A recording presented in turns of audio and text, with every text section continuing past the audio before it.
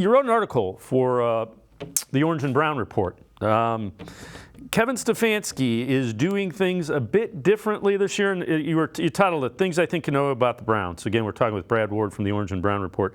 Kevin Stefanski doing things a bit differently, and also the addition of Jordan Wilkins, running back, who we haven't seen but was working out with the ones, so we might see him against Chiefs. Take us through that and what you came to with that article.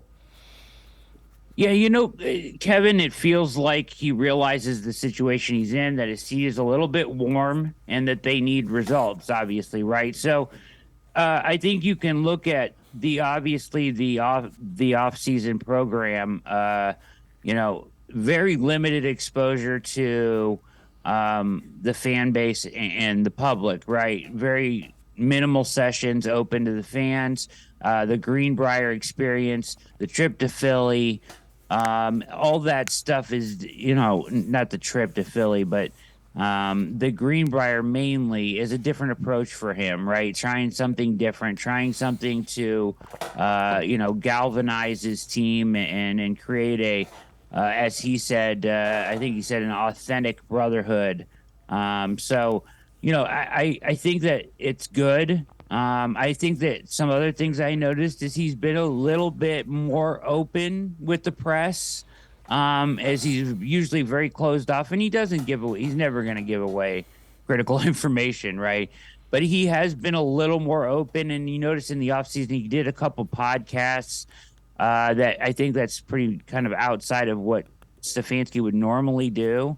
And I think that there's kind of a calculated reasoning for a lot of this stuff, is that, he needs to have some good exposure, for his kind of approval rating around the NFL and around Cleveland.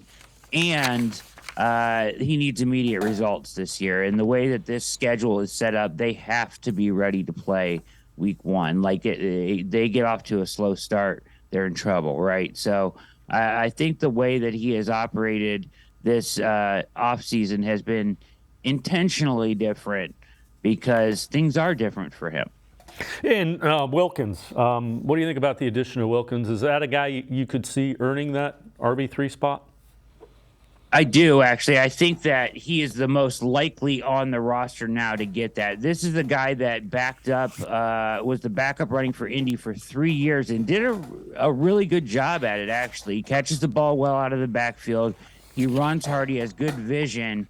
And he's a dependable pass protection guy. Felton has had a terrific, in my opinion, preseason and in camp, and has a really good camp, but he can't pass protect. Therefore, he's a liability, and I think it's going to cost him a roster spot potentially. But Wilkins comes in as a veteran, and he's been getting reps with the ones, as you mentioned, this week in practice. So I think now they did work out a guy, Kylan Hill, this week, which means that they're not really all that satisfied, I don't think, if they're still working out running backs. Or maybe they're just doing their due diligence, but it kind of points to that maybe they're still, turning over rocks potentially for that running back 3, and maybe he isn't on the roster. Running back 3 isn't, but if he is, I think it's Wilkins.